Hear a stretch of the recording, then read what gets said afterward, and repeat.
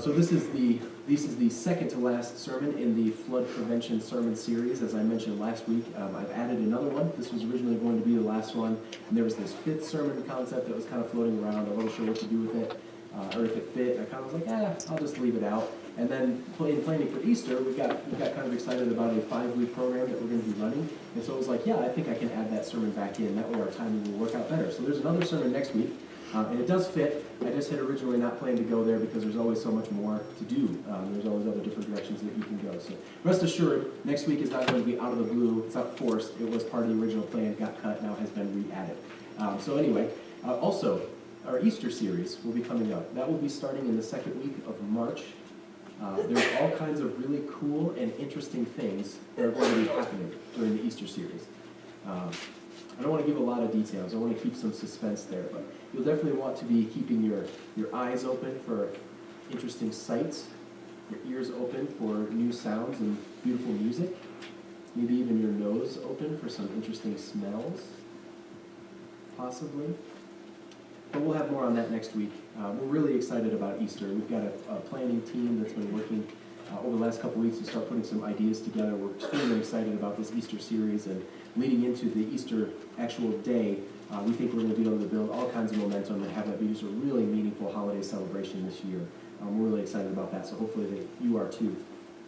But flood prevention, this is where we are. We're in week 4 of the flood prevention series. I thought Ron did a great job summarizing it for us this morning. Lifespans got limited, and that's kind of a parallel for us saying we should spend less time around stuff that is bad for us. Their lifespans were so long, they were getting really creative and coming up with new ways of performing evil and oppressing each other and being violent. So we parallel that with our own lives. We shouldn't spend time around stuff that is bad for us. Then we have the purge. I'm sorry, I'm kind of going backwards with respect to you all. So here's our timeline. Lifespans limited. Then we have the purge, which happens right after the lifespans get limited, where we have the reset button. We purge things from our lives. We recognize that this sin will not be dealt with just through sheer force of will. We're going to need help. We're going to need accountability. And we're going to need to do something radical. We're honest about how it's affecting us, honest about how it's affecting our community, just like God was when he said, I was grieved that I created humans.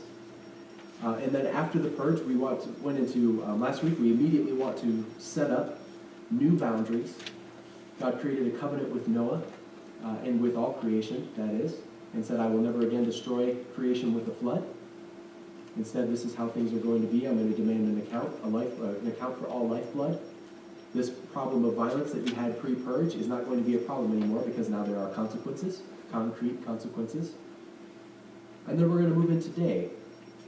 And today you might call improvisation, as maybe your plans didn't quite capture everything, didn't quite capture all of the problems that you were going to encounter post-purge.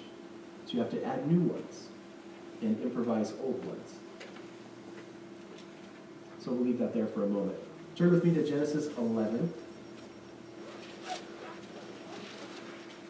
We left off in chapter 9. All of Genesis chapter 10 is a genealogy of Noah's descendants. It is very similar to the genealogy given of Adam's descendants.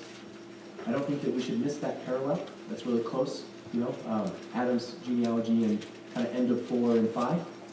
And then this genealogy of Noah's descendants in chapter 10. There's a lot there. Some notable points. We have the Shemites, which might sound familiar to you, the Semites, like anti-Semitic or something like that, which kind of becomes the good line. Then we have the other lines which go their own way. One of them's particularly bad, one of them's kind of neutral bad, and then Shem is good. So that's a notable point in the genealogy. Another notable point is this guy, Nimrod. I don't know how that became an insult at somewhere along the way. I was kind of curious about that. I didn't look very hard, but I didn't find anything. I'm not sure why Nimrod is an insult, but it is. But this guy was, at the time, it was not an insult. Nimrod was a mighty hunter who descended from Ham, and Ham is the bad line. And Nimrod set to setting up cities, including Babel, Nineveh, and several other cities that end up becoming kind of centers for, all the stuff that you saw before the purge. Anyway, we'll leave that hang where it is. There's some notable things in that genealogy. We'll go through the whole thing. We're going to skip down to chapter 11. So I've bought you plenty of time to turn there, so pick up with me, please, in verse 1. Now the whole earth had one language and the same words. And as they migrated from the east, they came upon a plain in the land of Shinar and settled there. And they said to one another, "Come, let us make bricks and burn them thoroughly." And they had brick for stone and bitumen for mortar. And they said, "Come, let us build ourselves a city and a tower with its top in the heavens, and let us make a name for ourselves. Otherwise we will be scattered abroad upon the face of the whole earth." And we can stop right there. We'll pick up a little later in the sermon. So there's so many problems here. We're going to try and kind of take them in order, but there's so much stuff wrong with this, and I don't know on first blush if we always catch it all, so I'm going to take some time and point them out, all of the issues that we see arise. The first one is fairly neutral, I think. Human ingenuity and creativity comes up with a solution to a problem. Stones are heavy, they're hard to move, and they're hard to work with. What if we could make stone in a different way? So they fire bricks. It's like, yeah, that's good. That's good use of human creativity and ingenuity to solve a practical problem. Mud huts don't last very long. Stone huts are permanent, but it's hard to make one, so let's come up with another solution. So they do that. They make bricks. Nothing really wrong with that. It's just that happened. Part of the story, just setting up for where we end up in the story. And then bitumen, I didn't know what that was, actually.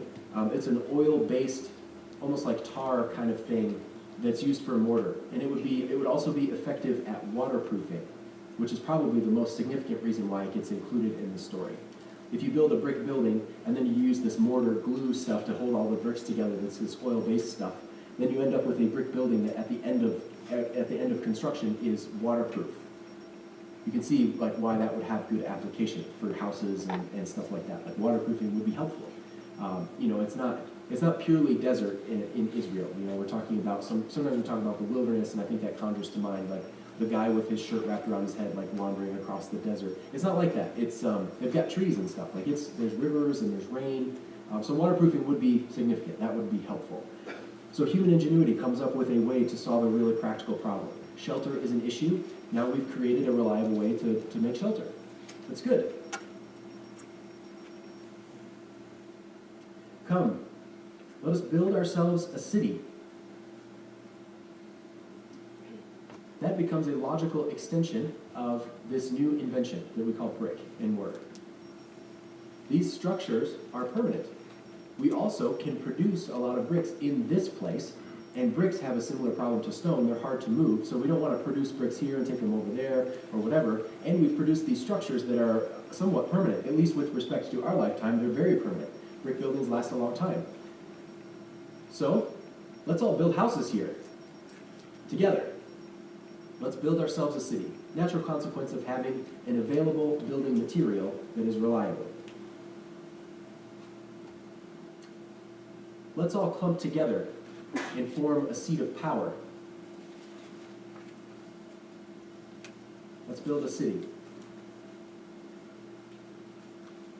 We'll come back to their motivation. I just want to suggest that. Again, cities are, when we think about national boundaries, we think about very defined lines that have been agreed upon, like divisions between states. You're not crossing into this state or something like that, or countries especially. But like in the ancient world, they didn't have that really. Like nations were set up as cities, and it was city-states is what they would be called. And the Empire of Rome was based out of the city of Rome, and then the whole empire is under Rome's jurisdiction, so it's the Roman Empire. Boundaries are a little bit more fluid. So if you were going to go in and conquer a region, you would go and conquer the cities. We see this in the conquest as the cities fall.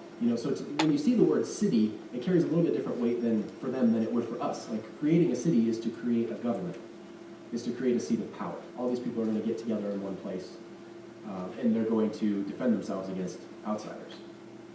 That's an interesting thing to have to do when all of the world is speaking one language. Foreshadowing. Okay, we get it, Todd. Move on. Come, let us build ourselves a city and a tower with its top in the heavens. Lots of problems. Lots and lots of problems. Okay, let's start here.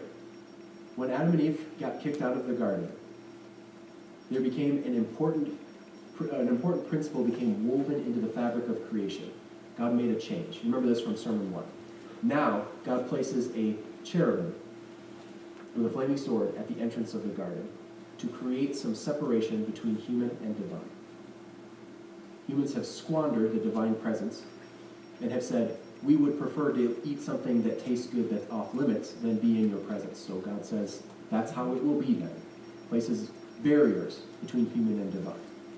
Let us build a tower with its top in the heavens. Humans want to transcend that barrier.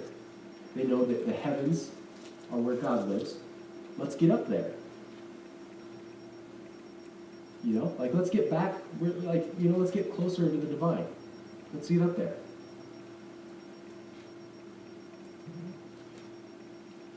That's a real problem. And again, I think you probably hear me. I'm a little bit guessing at their motivation. I'm kind of filling in some blanks on their motivation. But let's just go right to their motivation, because it says it right in the text here. Come, let us build ourselves a city and a tower with its top in the heavens, and let us make a name for ourselves.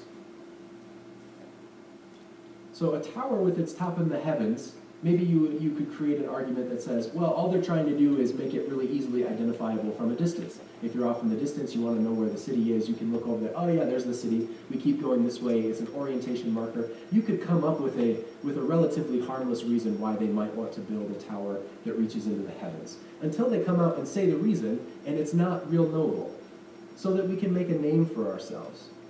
That doesn't seem to be a chief concern prior to the purge. You notice that in the story? That's not, maybe it's on Lamech's mind. I guess let me not overstate the case when Lamech is boasting about, I killed a man for wounding me, a young man for harming me.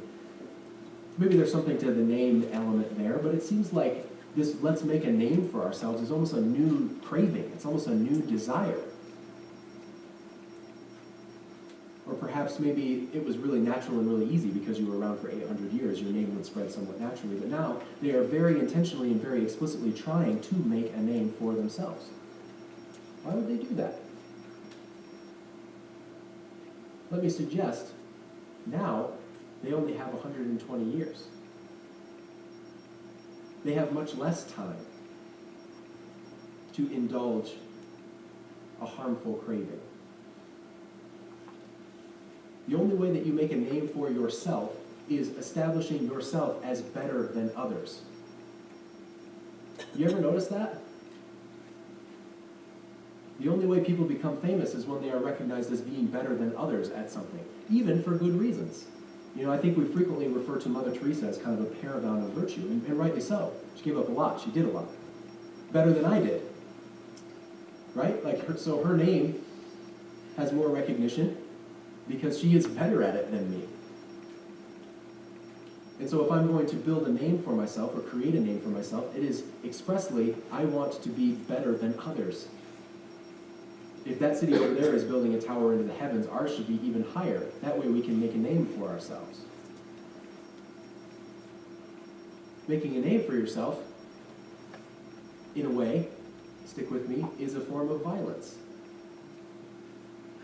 And again, I just pointed out, sometimes people just do good stuff and they end up becoming famous as a result. I'm not saying that.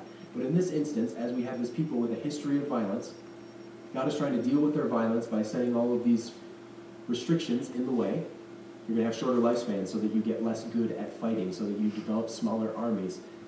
I'm going to purge you all, so we start over with people who are less prone to violence, like Noah and his family. And then I'm going to set up boundaries so that you all have to give an account for lifeblood. We're talking about violence. And then they're saying, let's build a city with its top in the heavens so that we can make a name for ourselves. Our lifespans are short. It's going to be a lot harder to accomplish the kind of depth of evil that we accomplished before the purge. Let's find new and creative ways to accomplish that task.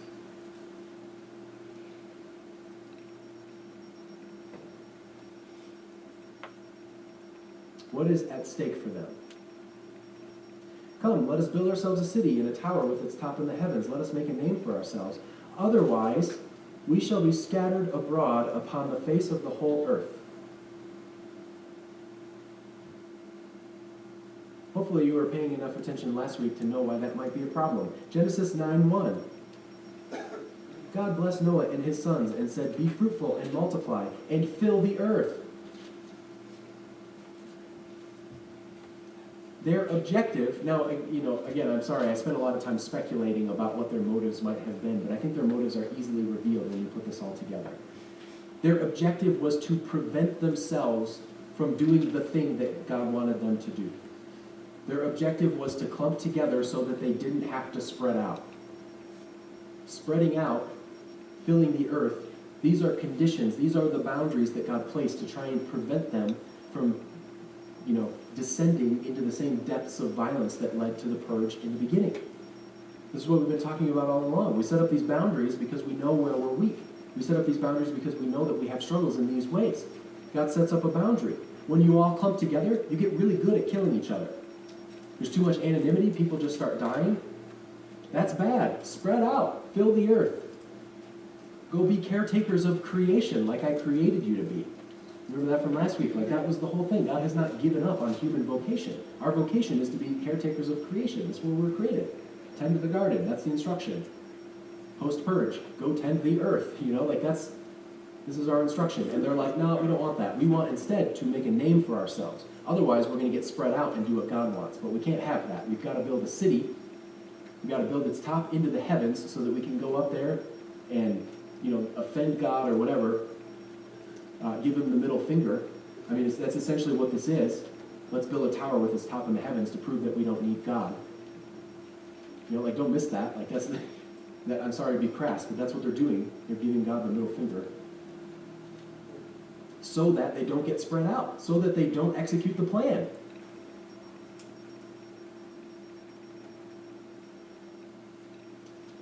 God is forced to improvise. Verse 5. The Lord came down to see the city and the tower which mortals had built. And the Lord said, look, they are one people, and they have all one language.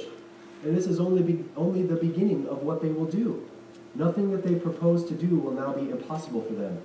Come, let us go down and confuse their language there, so that they will not understand one another's speech. So the Lord scattered them abroad from there over the face of all the earth, and they left off building the city. Therefore it was called Babel, because there the Lord confused the language of all the earth. And from there the Lord scattered them abroad over the face of all the earth. God has to make a change to the plan, but the original plan was still good. Notice how we finish here.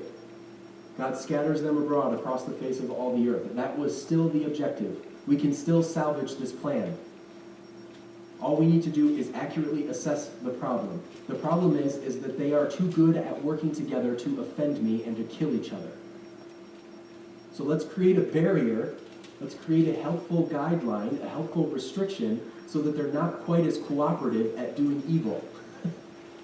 Let's confuse their languages so it's harder for them to collaborate and come up with more ways to offend me and kill each other. Right? You're catching what's happening here. The improvisation is the plan was good.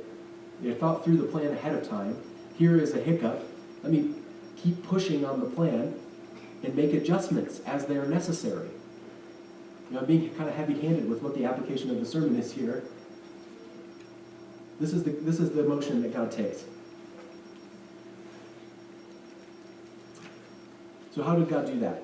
It doesn't get talked about a whole lot, so let me just break this down for you. God does not pick them up and set them in other places. You notice, God spreads them across the face of the earth, this kind of like active sense that God does something and spreads them. But there's not another flood with boats, where it's like you get in this boat and I'm going to wash you over here. Like God does not pluck them. The divine intervention is just the confusion of language. And that is significant for a lot of reasons. You may be asking yourself, like I was when I first encountered this text, why would that have been effective? Well, they left off building the city. They were not able to collaborate anymore on the city because the languages were confused now. Now you have competing parties. You can imagine how that might be effective just based on how hard it is to communicate with people who have an accent who are speaking the same language as you, let alone people who altogether don't understand you. It's so funny, Catherine has told me stories about being in Thailand and about how, we in America, we see somebody who doesn't speak English and we're like, do you understand me? And we think louder and slower is going to help. They did that to her in Thailand too, with Thai. They were speaking louder and slower in Thai and she's like, I still don't understand. That's not helpful. So that was really funny for our family when we got to kind of experience the reversal of what that's like. So we try our best to never do that to people anymore. It still is kind of a default response. Anyway, misunderstanding abounds, though. Mistrust abounds. Now you don't know. The simplest little thing can get blown way out of proportion because you don't have the opportunity to say, oh yeah, my bad. I left that there on accident. What a simple explanation that is now impossible. Why did they leave off building the city? Because they probably were at each other's throats. Or they were taking as much with them as they could because all of these people now are out to get my stuff. And you might be thinking, well, what? Like that's God's plan? That's his correction? But think about how that would work. And think about how we see that continuing to play out today. The objective is to restrict and limit the amount of violence that's on the earth. Now, all of a sudden, we have competing languages, competing groups of people who are competing with each other. Instead of collaborating to do violence, they're now competing to do violence. Those who are most effective at perpetrating violence get killed by others who are effective at perpetrating violence. Now there's a checks and balances system. I don't know how many languages there were. Let's just imagine that there were only 3 for the sake of analogy. I'm sure that there were more. 3 languages, there are 3 distinct cultures form around languages. Culture 1 gets a little big for their britches. We're going to conquer the world. We can build a city with its top in the heavens. We're going to come subjugate these other 2 guys. 2 and 3 get wind of this plan, and they go, we can't let that happen. And they fight 1, and they put 1 back in its place. Multiply that by 100, or however many languages there are. We've seen this play out in our recent history. We had a tyrant raise up in Central Europe and say, I'm going to conquer the world. And the world banded together and said, in the interest of self-preservation, we're not going to let you do that. Veiled reference to Hitler. Like we're talking World War II. One culture stands up taller than other cultures and says, we're the best. We're going to conquer all of you. And all the rest of these cultures sense the threat, and they say, we're not going to let that happen. Whatever it takes, we've got to cooperate to put this guy down. And that's what happened. That is an effective strategy. If everyone could communicate in the same language, which is becoming increasingly more the case, which is why I think we're seeing some other problems. That's a completely different sermon. When you have competing cultures, the need for self-preservation restricts the amount of violence that is possible. These guys are going to defend themselves from these guys.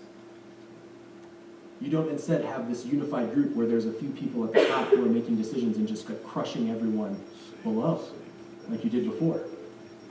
With your Nimrods or your Tubal-Cains or your Lamechs. God makes an adjustment to a strategy that was good. If I can spread these people out, if I can spread them out, get them away from each other, they won't kill each other anymore. They'll be too far apart. We'll have other things to worry about, like tending creation. The strategy adjusts.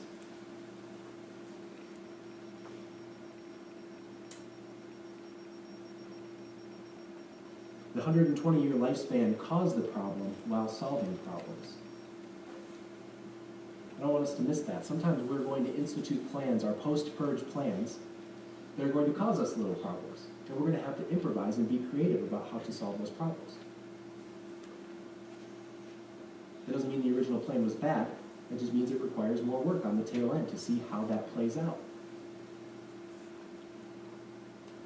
Maybe God perfectly predicted how every step was going to play out, but I think that the example is still really poignant for us.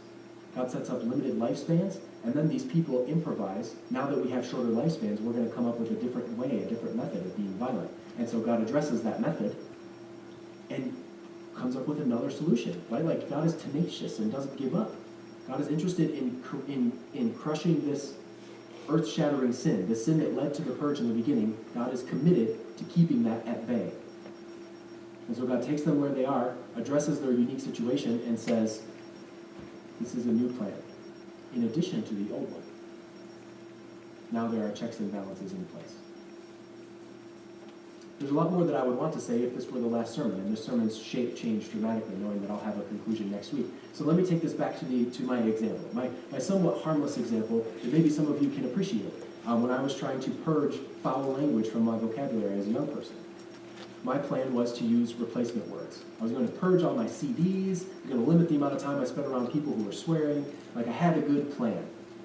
I get through the purge, I get on the other side, I'm enacting the plan, and I get to a place where I realize I am using the replacement words like they're profanity. And that's what I mean when I say them. This is not good. And maybe I'm even thinking the profane word in my mind, but what's coming out of my mouth is the replacement word. And I realized, man, that was a good idea, but this strategy is not working. I have to adjust. I have to improvise. I have to rethink where my weaknesses are. My weakness is not what's coming out of my mouth. My weakness is what's going on in my mind. And I need new strategies. I need new ways of thinking. I need to correct myself in ways that actually are meaningful to me. And I didn't know what those ways were going to be until I tried and failed. After your purge, you're going to stumble. Your plan is going to be a good plan. You're going to have thought through a plan about how to purge and how to set up boundaries. And you're going to get through all of that and still have some more problems. Even God had that problem when dealing with the violence of humanity. You are going to have that problem. Expect it. Be on the lookout for how you can improvise your plan. Be on the lookout for how you can improve it, taking the principles that were originally important and reapplying them in new ways that are helpful that only you will understand having experienced it now. You won't catch them all up front. Let's pray. God, we thank you for not giving up on us. I'm so struck by how easy that would have been to do as I read the story. I can't imagine what it actually meant to you to say, I was grieved when I created these people. But you didn't give up. Your tenacity is something that we want to model. Your willingness to improvise is also something that we want to learn from. Teach us how to be better at that. And as we are all conducting our own unique purges in our lives, show us effective strategies, effective ways to improvise. Give us the wisdom to be able to tell areas that we're weak so that we can be honest and reevaluate and renegotiate. Pray these things in Jesus' name. Amen.